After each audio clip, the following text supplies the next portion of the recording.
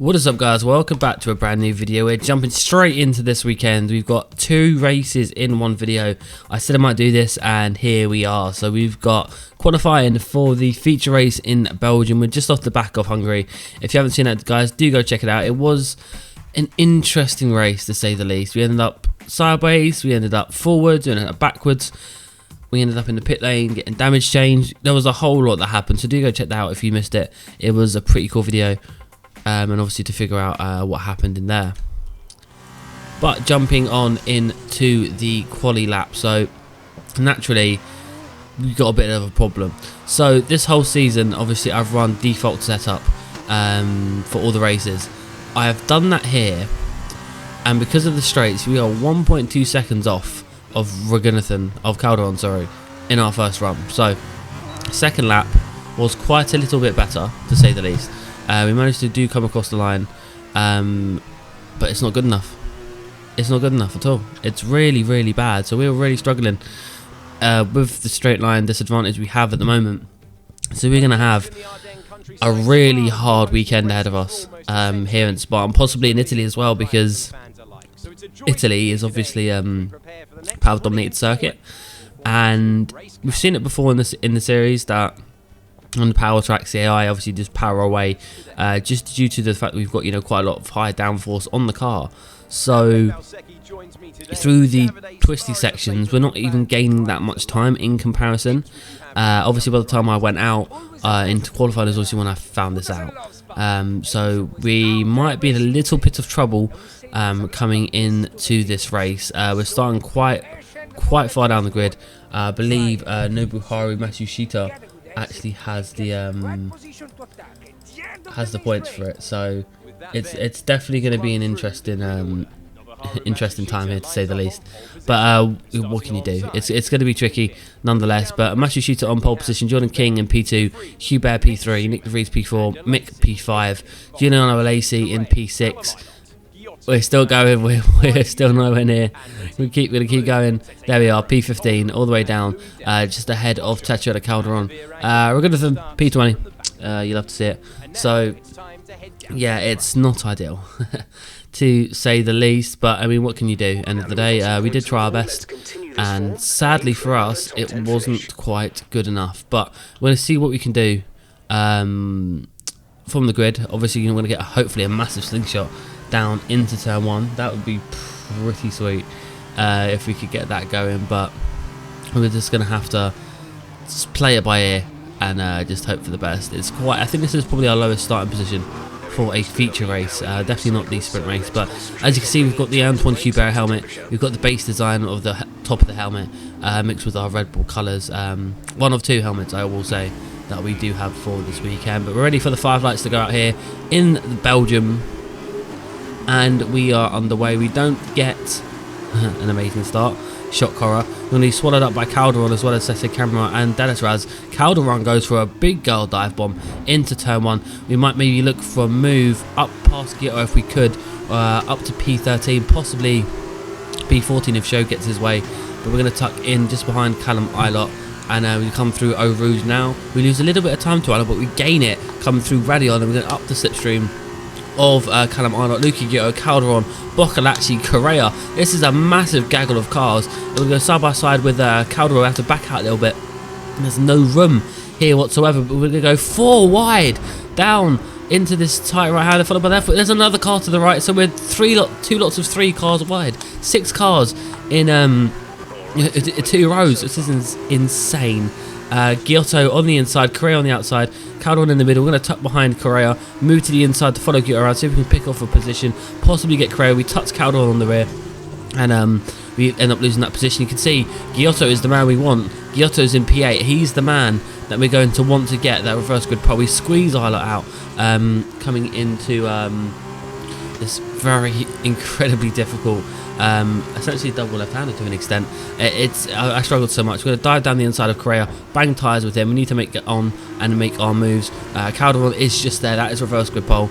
We'd have to be defending quite heavily for the rest of the race really, but it's definitely something we want to do. Obviously coming down to the back straight, it's getting rough. We're going to dive down the inside of Luca Ghiotto, try and make that position stick, and we just about managed to make that move. Calderon's next. We are clambering for that reverse grid pole.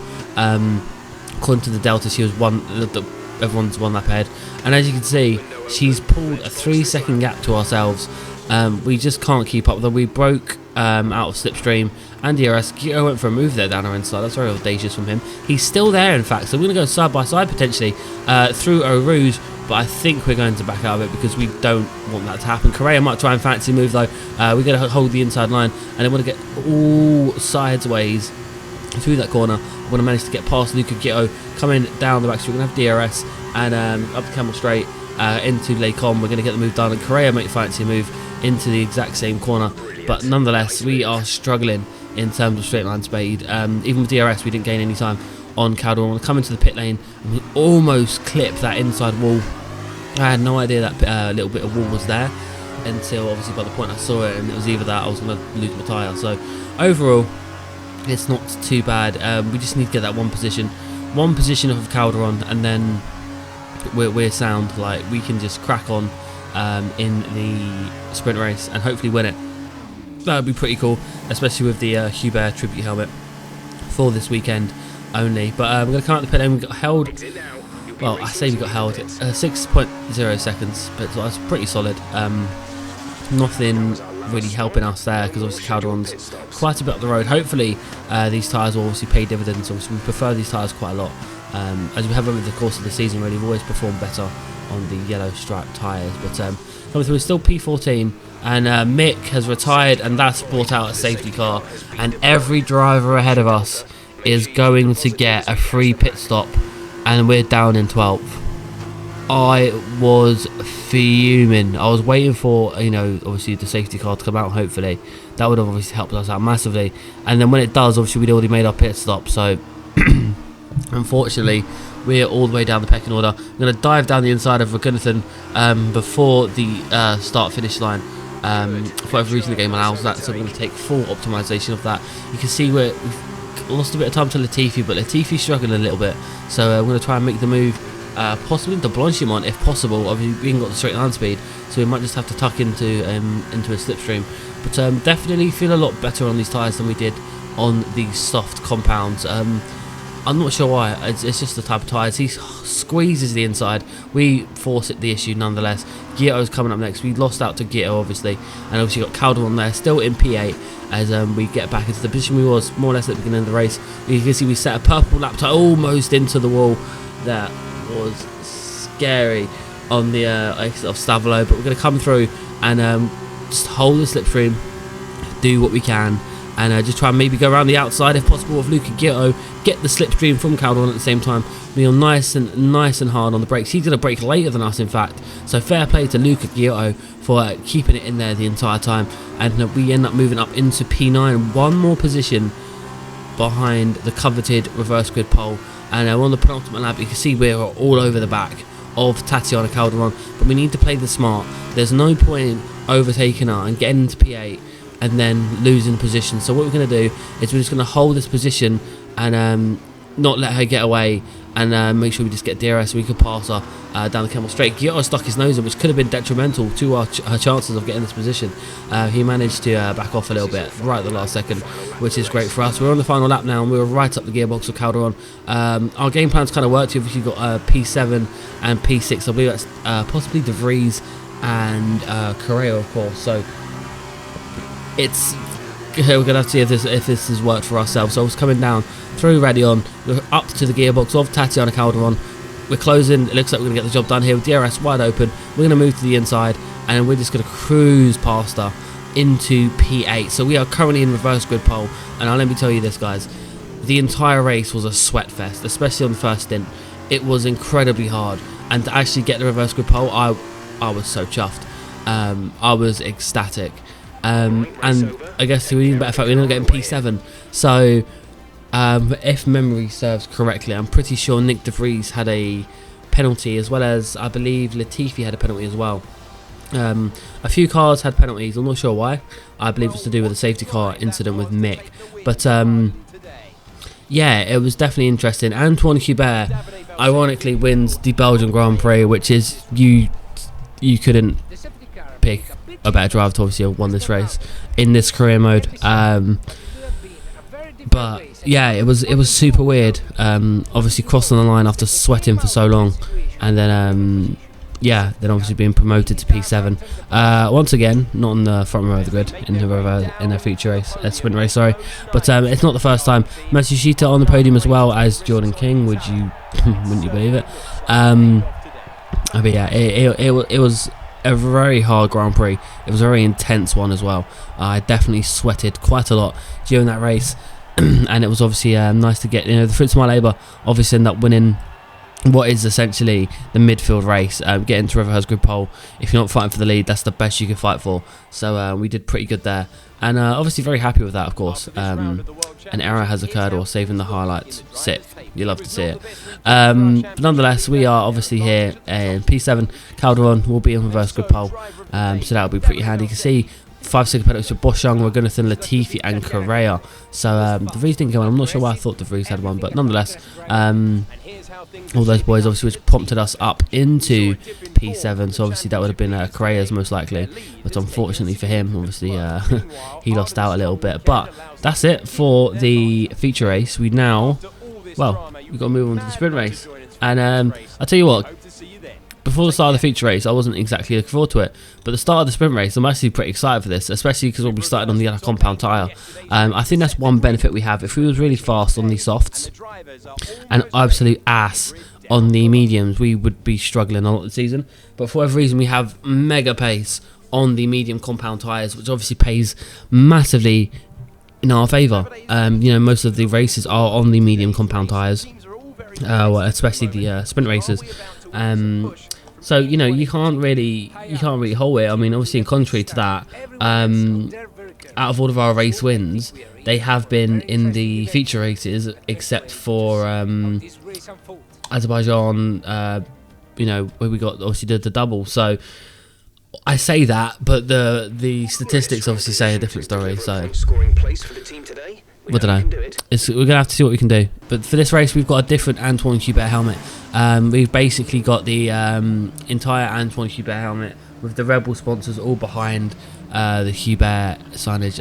Hopefully at some point you'll probably get to see it. I might put it in thumbnail. If I haven't put it in thumbnail, I do apologise. It is sometimes difficult to try and get a good shot of it, but we're ready for the race to get underway here in Belgium for the sprint race of the 2020 season. And Calderon cuts across us straight away, so she obviously thought that we was maybe a bit of a threat coming into turn one. De Vries obviously gets a great start. We're going to go all the long way around, get a nice slingshot off of turn one and stick in the slipstream. Obviously we need to use this as best we can given our disadvantage in the straight lines. De Vries all the way up the back of the gearbox of Tatiana Calderon. We close up massively, and it's going to be a job done on De Vries before we even get to the DRS detection point. Obviously no DRS on that one. We're not going to need to use it with a slingshot past Tatiana Calderon, getting a little bit of tow, all for good measure. And we're going to be into the lead coming in before even lap one's even finished. So we timed that to perfection. De Vries up to P2. He has now gotten past Tatiana Calderon. And Nick De Vries on soft compound tyres, bear in mind. So that's going to be an interesting development for this race. Obviously, see, coming to the end of lap 2, we've kind of gapped Calderon. De Vries is pretty much still there. Obviously, we set the fastest lap of the race. DRS is now enabled. And De Vries can't go to the end. He's going to have to stop. So I don't think there's any point fighting Nick De Vries for any chance of anything. So obviously, if he does make a move, then obviously we let him go. But Nick De Vries does come into the pit lane almost at the start of lap 4. So Nick De Vries is gone. He was basically going to be our main rival. But Antoine Hubert, who's in the pit lane now, everyone's pitting again. It's very similar to Hungary. Everyone's made a pit stop, and somehow Mick Schumacher has taken the fastest lap, and he's found himself in P2. Will I have a word? How's he done that? So Hubert Guillot was squabbling in the pit lane currently for P3. De Vries ends up getting it by the looks of it. Obviously De Vries pitting, and then Calderon ends up getting P3, and that's the end of the race. That's how the race finished. Absolutely nothing else had happened. Everyone had obviously made another pit stop. Mick was too far behind, and there was a good shot of the helmet for you guys. Yeah, that was that. Nothing happened for the other 4 laps. as you can see why I probably put them both into one video. But yeah, started the race, overtook 2 drivers, led the race, won the race. Pretty straightforward. There's the helmet, obviously pointing to the sky. It was such a weird race, very odd. Somehow I really don't know how Mick frauded his way into P2, but that is a Primo 1-2. That will help us in the Constructors' Championship. So definitely no argument from ourselves. We'll take that for sure. But yeah, it was definitely a weird one. Very obviously very happy with how things went, but because the shaking the crowd up, taking a photo on the podium. Obviously very happy with that win. Somehow we managed to get P1, given the fact that I've probably messed up quite a bit again. But again, we'll celebrate with our teammate in his Red Bull outfit. Tatiana Caldon, I believe that is her first podium of the season.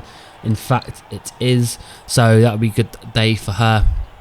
BWT Arden with a race win and a podium this weekend, so obviously they've done quite well. But yeah, it was very weird, massive gap, 30-second gap to Tatiana Calderon, obviously Jordan King down there. Yeah, it was so weird how the drivers did that. But that's been it for this video, guys. It's been quite a long one. If you have enjoyed, please do slap a like on it, and I'll see you for the next video, which will be Italia. Until then, guys, bye bye.